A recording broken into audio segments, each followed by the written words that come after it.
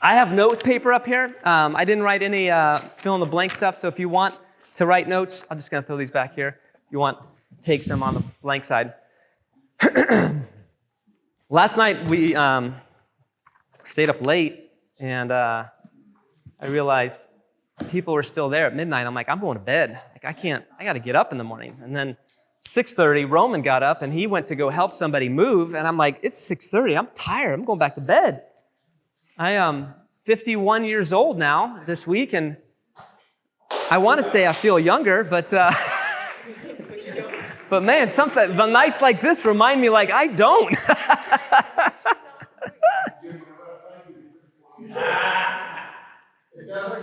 It doesn't get better. Yes. Oh, man. So, where's this going? Yeah. So, I had put together a whole bunch of information a couple weeks ago that I was going to teach on, and this is actually part one. There's going to be a two-part this week and next week that are connected, because as I was reading and studying, the book I talked to you about the other week, How God Changes Your Brain, I'm like, wow, this is connected to what I already have that I was going to teach up at the retreat. Because the retreat had this whole plan of what we were going to do. We were going to have fun, and it all got kind of squandered with a broken pipe or something. So as I was studying this week, all of these things started coming to my mind that I was learning, and I was like, this is all connected here. So I have to share this.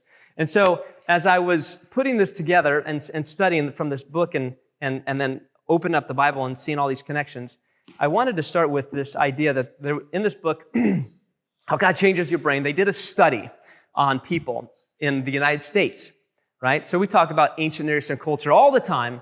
And so here I'm going to talk about, for the first few minutes, there was a study done by people that live in America, the United States, and their views on God, like how people image God. And one of the questions that they said was, like, if you close your eyes, go ahead and close your eyes. Picture in your mind what God looks like.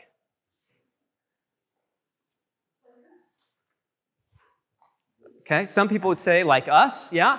Is it hard to picture that? Or is it easy? It's easy. Why do you say easy? Does he look like you? Okay, so it looks like an image from history, some type of art that you've seen, okay? What other images came to mind?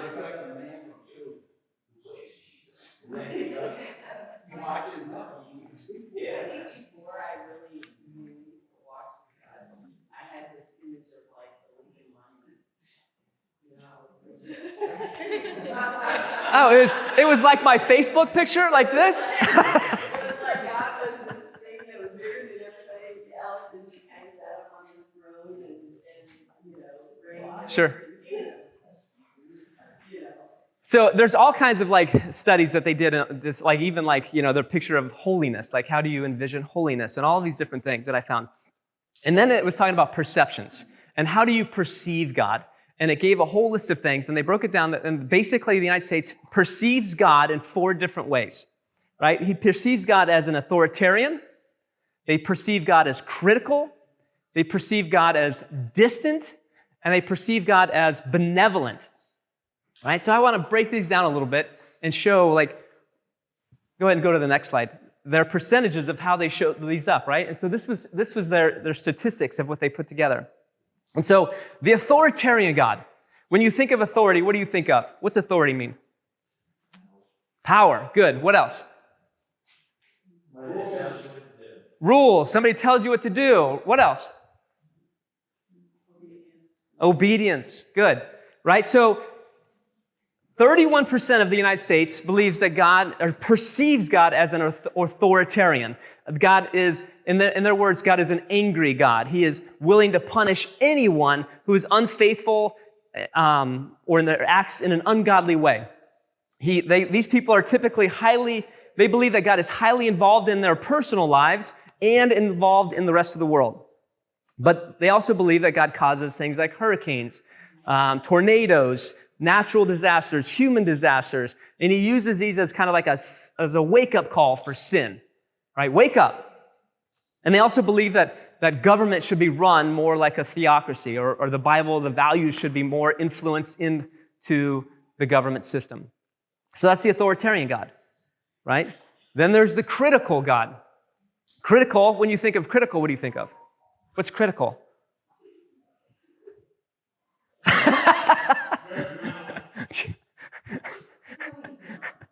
Go ahead. You get something that's critical? She wanted to know what popped in my mind when I thought of critical.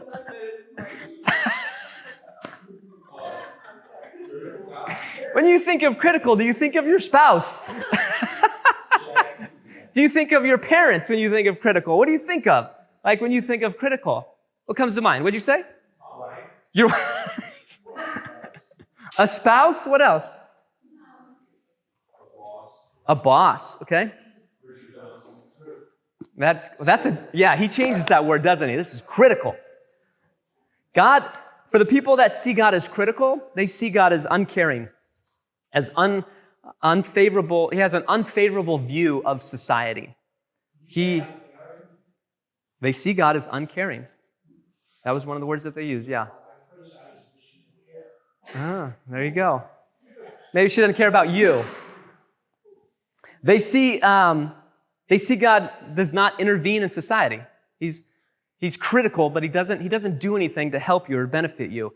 And because people have this view of God, they believe that it is up to them to manage the affairs of the world. It's their job to do things, to take action, because God's not going to do anything. And so they take matters into their own hands, these people. That's 16%.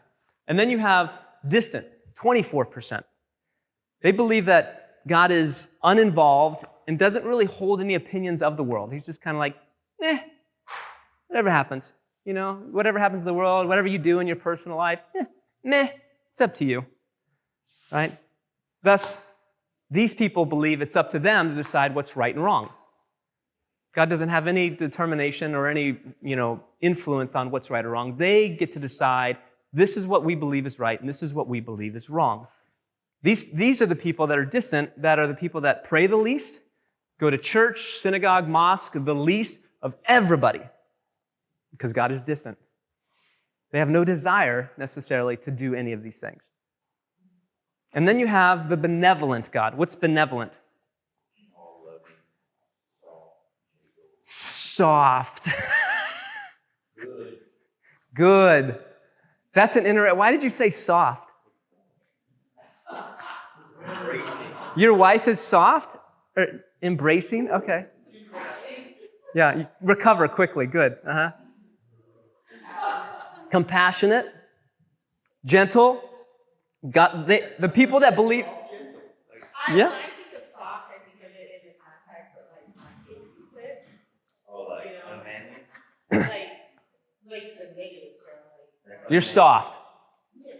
Or like, I don't know, emotionally weak. I don't know how like the way that they use that term is negative. Right.